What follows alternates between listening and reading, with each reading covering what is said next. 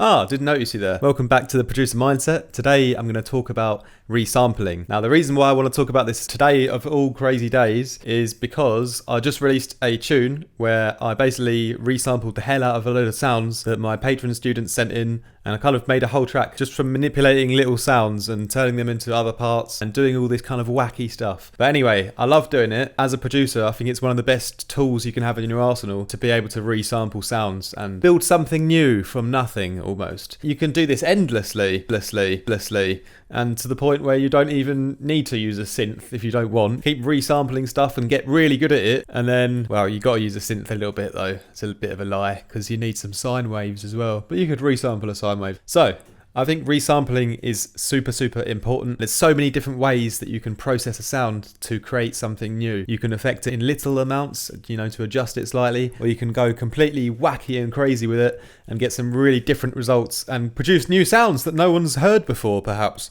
So anyway, in this video, I want to talk about the most wackiest ways you can manipulate audio. So I've come up with 5 of my favorite techniques for doing this. Number 1 is time stretching. This is basically where you increase the length of a sample or a sound, but without slowing it down in pitch, and you get some really weird and crazy effects. And there's loads of different algorithms you can use to stretch the sound, which will give you a different result. You could download a plugin that could do this for you, but a lot of your software already has the capabilities to do this. I know Ableton does, and I use Logic, and in Logic you can use the flex mode. I did it recently with one of my friends, Maddox. He did this beatbox lip roll. It was something quite fast, but with little bit of rhythm in it. And we stretched that out, and we got awesome results just by stretching this kind of bland sound to begin with. Doesn't always work. It depends what sound you throw into it, but it's definitely something that can be really cool. The second technique is simply volume automation. I'm not talking about slow volume curves and things. I'm talking about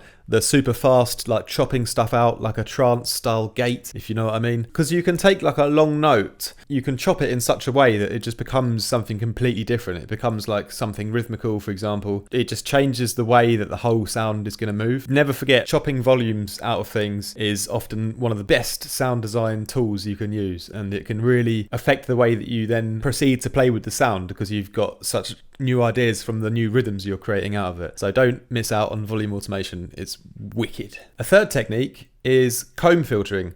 There's loads of different ways you can filter sounds and basically introduce or take out certain harmonics within the signal, but comb filtering has a really nice way of getting a kind of almost metallic sound out of your sample. In other ways, if you use it quite creatively and pay attention to the low frequencies and turn up the resonance of the comb filter, in the low parts of the sound, you can get some really interesting kind of morphing sounds going on within this that can literally transform a lifeless sound into something really quite nasty and quite unique. So definitely check out comb filtering. It's super easy to use. Do it. The fourth technique is ring mod or ring modulation, which is a little bit similar to comb filtering in a way, but there's different ways that ring modulation works, however, to add a new movement into the sound. The best one I've used is the one from Kilohertz because it has a section where you can also inject a little bit of extra noise, or you can ring modulate the sound itself, and you can really have a lot of options on how the effect is working, and you can create some really nasty timbres or textures